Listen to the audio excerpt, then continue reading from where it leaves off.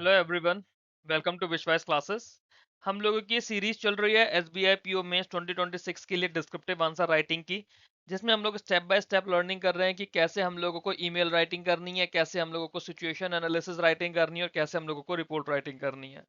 हम लोग बिल्कुल बेसिक से सिलेक्शन तक की यहाँ पे बात कर रहे हैं, जिसमें आप लोगों को टाइपिंग प्रैक्टिस भी मैं करवा रहा हूँ, फीडबैक भी आपको मैंने देने की बात करी है और इम्प्रूवमेंट की भी बात मैंने आप लोगों से करी है। पिछले सेट के लास्ट में मैंने आप लोगों को 3 प्रैक्टिस क्वेश्चन दिए थे। पहला दिया था कि as the coordinator of your bank CSR initiative आप लोगों को एक ईमेल लिखना है लोकल कम्युनिटी के लिए, where in you are requesting support in mobilizing volunteer for a financial literacy camp in nearby villages. दूसरा सिचुएशन एनालिसिस दिया था कि आपके 3 ऑफ योर क्लोज कलीग जो थे वो पहले आपके काफी अच्छे दोस्त थे, देन अलग अलग ब्रांचेस में हो गए, ड्रिफ्ट अपार्ट हो गए। आप लोगों को सिचुएशन एनालाइज करनी है और वे सजेस्ट कर रहे हैं to help them reconnect professionally. तीसरा मैंने आप लोगों को रिपोर्ट राइटिंग दी थी, where you were asked that a branch recently organized a financial literacy camp in a nearby village under the bank CSR initiative. तो उसमें पार्टिसिपेशन की एक्टिविटीज और कस्टमर रेस्पॉन्स को देखते हुए आप लोगों को रिपोर्ट लिखनी थी। चलिए इनके सॉल्यूशन की तरफ चलते हैं। सबसे पहला काम हमारा यही था कि एक सीएसआर इन कि आप अपने बैंक के सीएसआर इनिशिएटिव के लिए रेस्पॉन्सिबल हैं, कोऑर्डिनेटर हैं। आप लोकल कम्युनिटी हेड को एक लेटर लिख रहे हैं, ईमेल लिख रहे हैं, जहां पे आपने रिक्वेस्ट करा है कि वॉलंटियर्स को मोबिलाइज करना है फाइनेंशियल लिटरेसी कैंप में। तो आप जब ये ईमेल लिखेंगे तो आपको खुद को क्या सोचना है कि आप ये ईमेल क्यों लिख रहे हो, है ना। आप क्यों लिख रहे हो? क्योंकि आपको सपोर्ट चाहिए मोबिलाइजिंग वॉलंटियर्स के लिए। रेसिपिएंट कौन है? रेसिपिएंट वहां को लोकल कम्युनिटी हेड है। वॉलंटियर्स क्यों चाहिए आपको? अगर फाइनेंशियल लिटरेसी कैंप में वॉलंटियर्स चाहिए तो आप उनसे क्या कराओगे?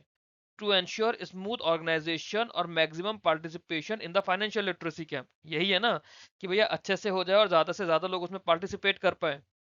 बट ऐसा क्यों? उससे क्या कम्युनिटी को कुछ बेनिफिट होगा? How will the community benefit? क्योंकि आप किसी कम्युनिटी के हेड को लिख रहे हो, फिर चाहे वो गांव हो, चाहे शहर हो, चाहे कुछ भी हो। क्यों? क्योंकि ताकि लोगों को बेटर फाइनेंशियल अवेयरनेस मिले, डिजिटल बैंकिंग अडॉप्शन मिले और गवर्नमेंट स्कीम्स के लिए अवेयरनेस बढ़े। आपको कम्युनिटी हेड से क्या चाहिए? आपको सपोर्ट चाहिए इन एनकरेजिंग एंड कोऑर्डिनेटिंग वॉलंटियर्स। तो आप इसमें रिक्वेस्ट करोगे, पर्पस बताओगे, बेनिफिट्स बताओगे, सपोर्ट मांगोगे और थैंक यू बोलोगे। यू हैव टू रिक्वेस्ट कि सर मुझे, मैं ये कर रहा हूँ, मेरे को ये हेल्प चाहिए। क्यों चाहिए आप एक्सप्लेन करोगे, उससे क्या बेनिफिट होगा वो बताओगे। तो आप रिक्वेस्ट करोगे कि प्लीज मेरे को आप सपोर्ट करो, यू विल सीक सपोर्ट, और फिर आप थैंक करोगे। यही है, ठीक है। इसका स्टेप बाय स्टेप कंस्ट्रक्शन देख लेते हैं। स्टेप बाय स्टेप आप कैसे करोगे?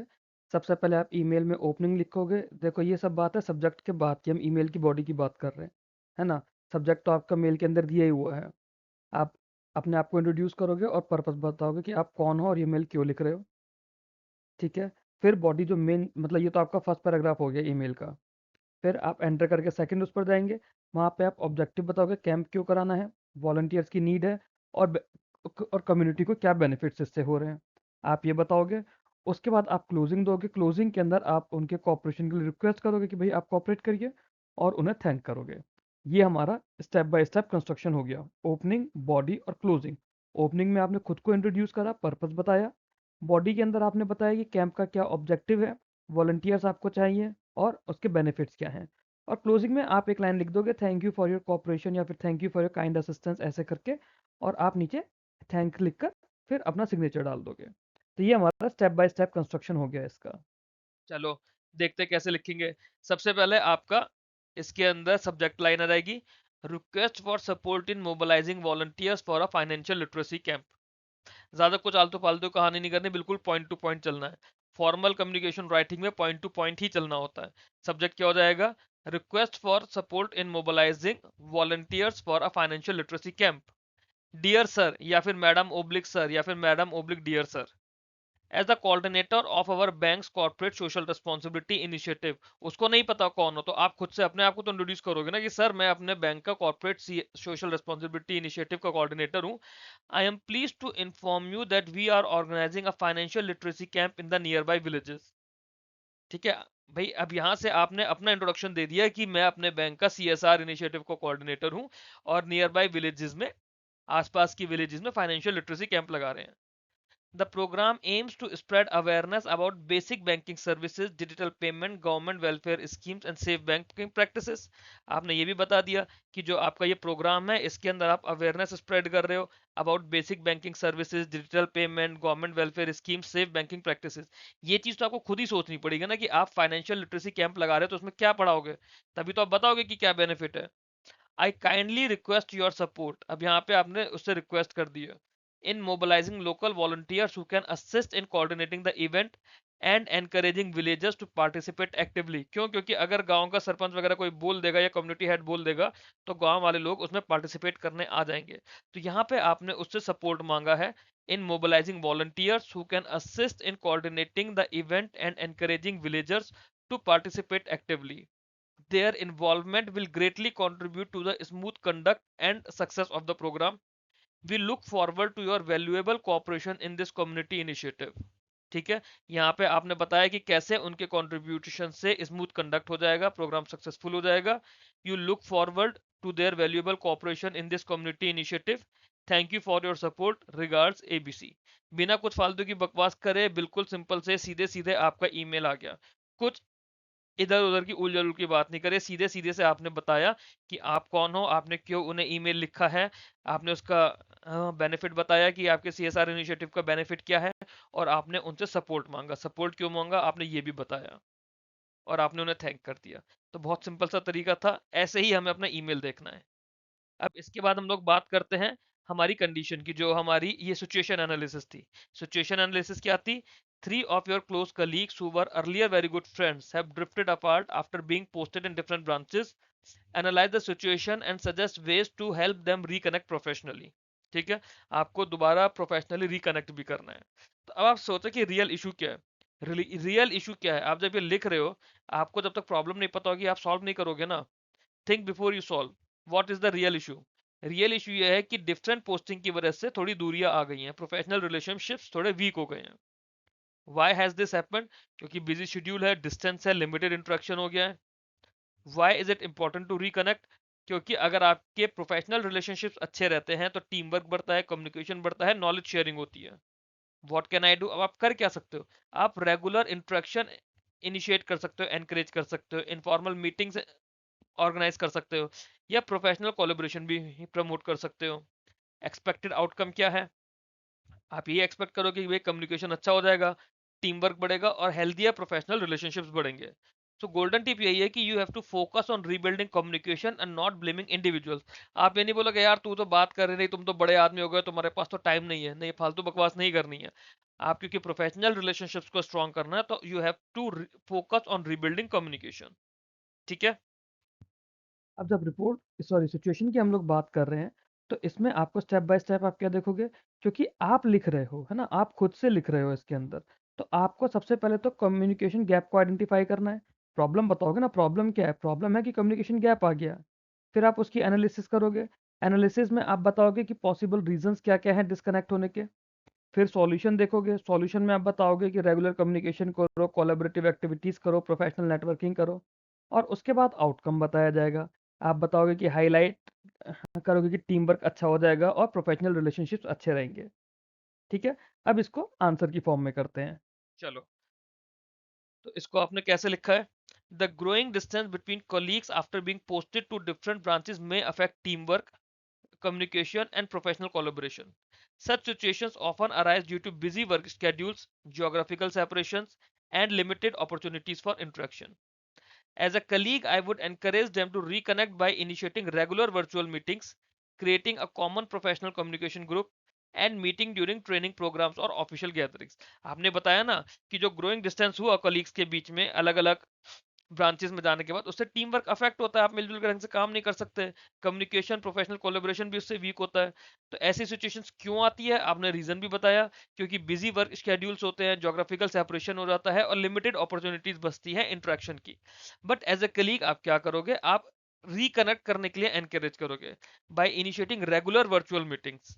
ये नहीं कि आज बात कर लिया फिर 2 महीने के लिए भूल गए। रेगुलर वर्चुअल मीटिंग्स, एक कॉमन प्रोफेशनल कम्युनिकेशन ग्रुप बनाया जहाँ पे आप लोग एक दूसरे के साथ अपनी प्रॉब्लम डिस्कस कर रहे हो कि ऑफिस में ये दिक्कत हो रही है यार, ये वाला कुछ काम करना था नहीं समझ आ रहा, गाइडलाइन क्या बोलती है, आपस में आप डिस्कस करोगे। मीटिंग ड्यूरिंग ट्रेनिंग प्रोग्राम्स और official gatherings, I would also motivate them to collaborate on work related discussions and share knowledge whenever possible. हो सकता है कि किसी का कुछ और स्पेशलाइजेशन हो, आप उसे कोई इवेंट के लिए बुला सकते हो अपने यहाँ, है ना। फॉर एग्जांपल मान लो आप बैंक में ही हो, किसी का स्पेशलाइजेशन हो जो क्रेडिट अंडरराइटिंग काफी अच्छा करता है, आप एक छोटी सी ट्रेनिंग प्रोग्राम के लिए उसे बुला लो। वो पर्सन आपके यहाँ आकर आपके स्टाफ को क्रेडिट अंडरराइटिंग पर ट्रेन कर सकता है, या केवाईसी की पॉलिसीज पर, या आरबीआई की कोई नई गाइडलाइंस आई है उसके अंदर। तो इस तरह से वर्क रिलेटेड डिस्कशंस या नॉलेज शेयरिंग के लिए आप ट्राई कर सकते हो। Maintaining mutual respect and open communication, दोनों चीजें जरूरी है, ना तो गाली गलौज करनी है ना बकवास करनी है। Maintaining mutual respect and open communication can gradually rebuild and strengthen professional relationships. These efforts will improve coordination, promote a positive work environment, and help restore their healthy professional association. ठीक है, सिंपल है, कुछ इसमें critical नहीं है, आलतू फालतू बात नहीं है। इसी तरह से आप लोगों को प्रैक्टिस करनी है। चलिए अगला रिपोर्ट वाला पार्ट देखते हैं।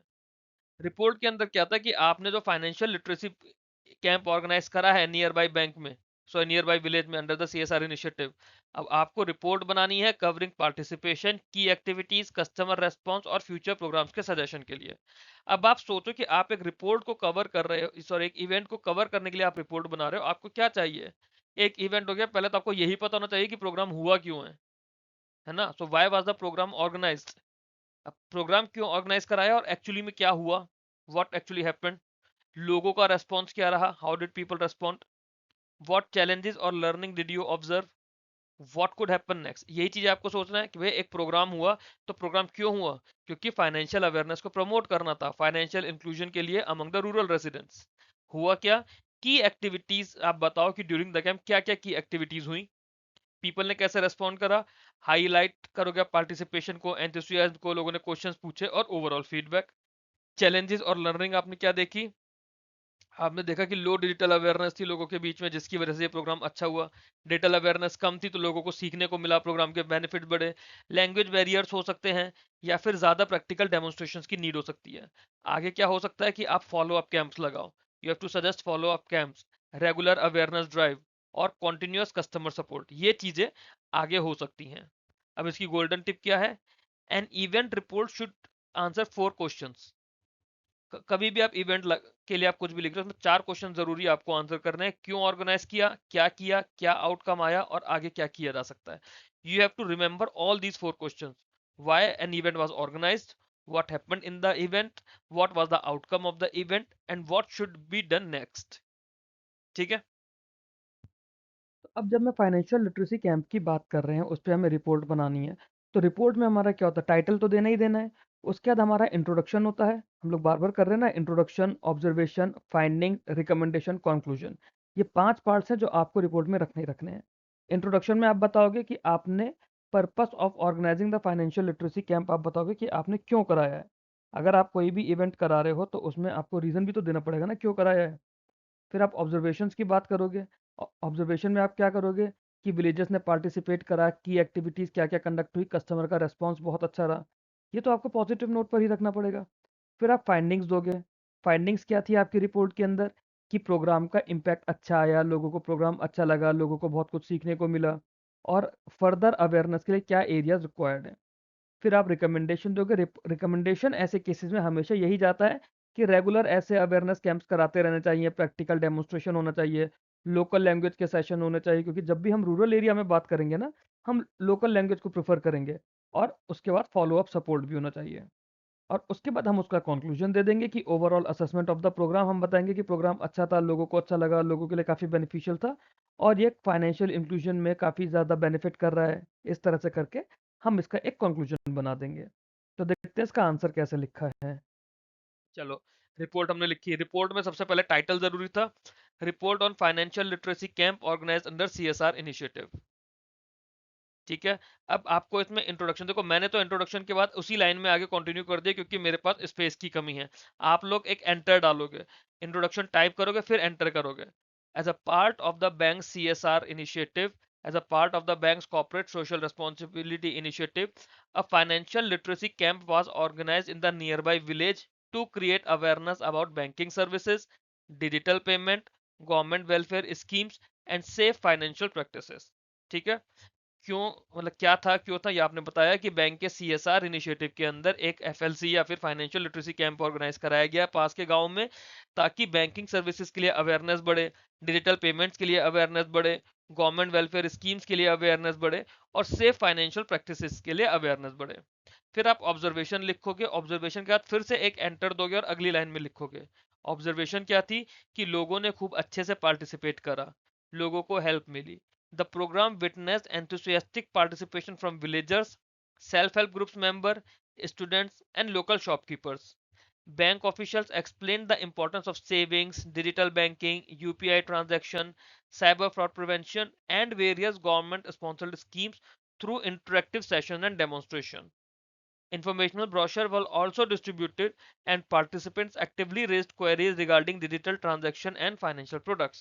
तो आपको ये दिखाना कि काफी अच्छा इवेंट हुआ। काफी अच्छा इवेंट क्या हुआ, जब काफी अच्छे से एंथुसियास्टिक पार्टिसिपेशन देखने को मिला विलेजर्स का, सेल्फ हेल्प ग्रुप के मेंबर्स का, स्टूडेंट्स का, लोकल शॉपकीपर्स का। जो बैंक के ऑफिशियल्स थे उन्होंने सेविंग्स के बारे में, डिजिटल बैंकिंग के बारे में, यूपीआई ट्रांजेक्शन्स के बारे में, साइबर फ्रॉड के बारे में और अलग अलग तरह की जो गवर्नमेंट स्कीम्स है उनके बारे में काफी अच्छे से एक्सप्लेन करा through interactive sessions and demonstrations. मतलब डेमोन्स्ट्रेट करके भी बताया, इंटरेक्टिव सेशंस रखे जिसके अंदर पार्टिसिपेंट्स ने भी क्वेश्चंस करे। फिर आप हमेशा याद रखना, जब भी कुछ तरह के इवेंट में जाते हो तो आपको लीफलेट्स, पैम्पलेट्स या कुछ पेपर्स दिए जाते हैं, वो इंफॉर्मेशनल ब्रोशर्स होते हैं, तो वो भी डिस्ट्रीब्यूट किए गए। और जो पार्टिसिपेंट्स थे उन्होंने regarding digital transaction and financial product खूब सारी क्वेरीज भी रेज करी। फिर फाइंडिंग्स, फाइंडिंग्स डाल के आप एंटर करोगे, अगली लाइन में लिखोगे the camp significantly improved awareness about formal banking services and digital financial tools. ठीक है, फाइंडिंग क्या थी कि लोगों के अंदर अब अवेयरनेस आ गई है रिगार्डिंग फॉर्मल बैंकिंग सर्विसेज और डिजिटल फाइनेंशियल टूल। हाउएवर, जो एक स्टैंडर्ड चीज आप लिख सकते हो, many elderly participant required additional guidance to use digital banking applications confidently. ये क्योंकि आज भी चीजें हैं, आप लोग भी अपने पेरेंट्स को या अपने ग्रैंड पेरेंट्स को देखोगे तो वो लोग नहीं यूज करना चाहते डिजिटल, उन्हें एडिशनल गाइडेंस की जरूरत है। तो आपने एक फैक्ट की तरह जो चीज आप एक्चुअली में अपने आसपास ऑब्जर्व करते हो आपने वो चीज यहाँ पर लिख दी है ना। फिर रिकमेंडेशन दोगे कि similar camp should be organized regularly, supported by practical demonstrations in the local language and follow up assistance through the branch to encourage sustainable adoption of digital banking services. आपने यहाँ पे रिकमेंडेशन में क्या दिया, आपने यही बताया कि यहाँ पे आप डिजिटल सॉरी आप प्रैक्टिकल डेमोन्स्ट्रेशन के साथ लोकल लैंग्वेज में, क्योंकि भाई हर जगह की अलग अलग लैंग्वेज होती है ना, आप लोकल लैंग्वेज में ऐसे और कैंप लगा सकते हो, रेगुलर लेवल पे आपको कराना चाहिए। और उसके बाद फीडबैक के लिए, फॉलो अप असिस्टेंस के लिए जो ब्रांचेज होंगी, जो भी बैंक की ब्रांच है, वो एनकरेज करेगी sustainable adoption of digital banking services.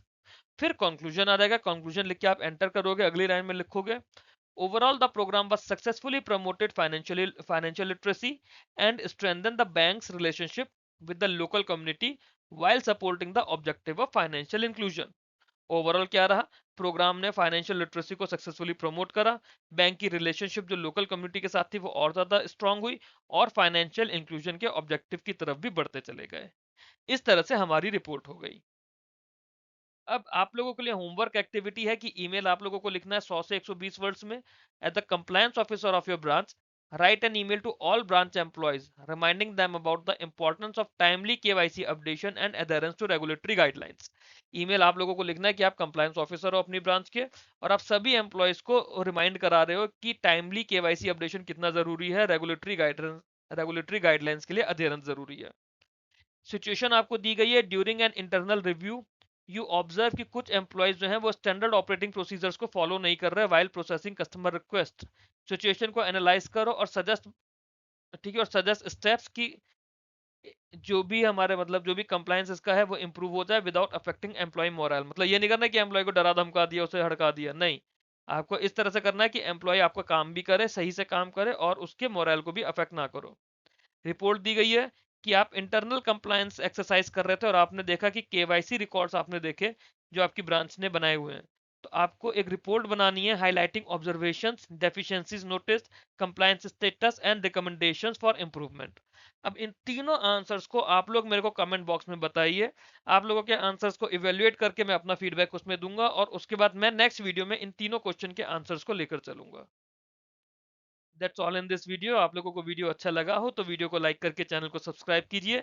ये चैनल है बैंकिंग इंश्योरेंस एग्जाम्स, इसे आप लोग ज्वाइन कर लीजिए पीडीएफ के लिए। और ये मेरा मेन चैनल है विश्वास क्लासेस का, इसमें आपको बाकी सारे एग्जाम्स और वीडियोस की भी इंफॉर्मेशन मिलती रहेगी। इसे भी आप लोग ज्वाइन कर लीजिए अगर अब तक कनेक्ट नहीं हुए मेरे साथ तो। Thanks for watching this video. Keep learning, keep growing.